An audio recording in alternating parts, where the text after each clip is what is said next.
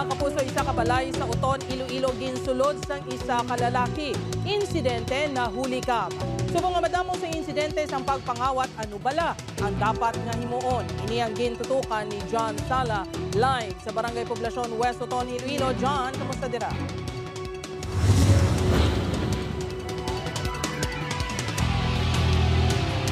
Silinggan ni nila mas maayo pa kuno nga makawatan ka sang napulo ka beses sa mesa nga masunugan sang bisan ka isa lang. Apang kung pwede man malikawan niya kita ang makawatan, mas maayo pangit. Yan panawagan sang otoridad, kita tanan, magaligman. Sa sininga CCTV video, makita ng isa ka babae nga nagatulog sa sofa sa sulod sang ilabalay sa Barangay San Antonio, Uton, Iloilo. Mati-untion, gulpyada na lang ang may nagsulod ng isa ka lalaki nga naka-helmet nga kasubong nga may ginapangita. Naglibot-libot sa salang lalaki. Makitaan sa video nga kasubong nga may ginsudlan ini nga kwarto. Tubtob nga nakabugtaw ang babae. Nagsulod bali sa ilabalay nga wala permisyon. Tapos pagkita sang lalaki sa iya nga may tawag ilang balay, dali-dali man siya lakat. Wala man may nadula sa ila nga mga pagabutang sa ilabalay upon checking after to naghalin ng lalaki. Sa Iloilo City naman, nangin asod-asod ang insidente sa pagpangawat ilabi na sa distrito sang haro sa nagligat nga simana.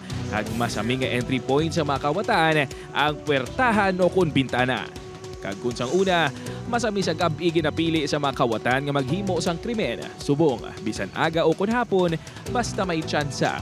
Nagaatake ang mga ini. Gani panumdum sang kapulisan doble aligmat kag inti maghatag sang oportunidad. Ano kita kung maghambal opportunity, hindi naton pagpabayaan nga naka-open ang balay, hindi naton pagpabayaan nga wala bantay ang aton baligya sa tindahan. Dapat ara kita alert nga nagabantay para hindi kita maging biktima sang kawat.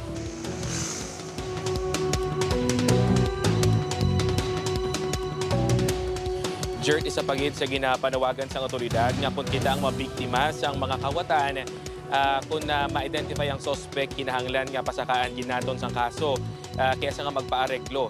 Agod nga sila ang maguntat na sa ilang mga illegal nga buluhaton. Jert. Madamo gid nga salamat sa detalye, Kapuso John Sala.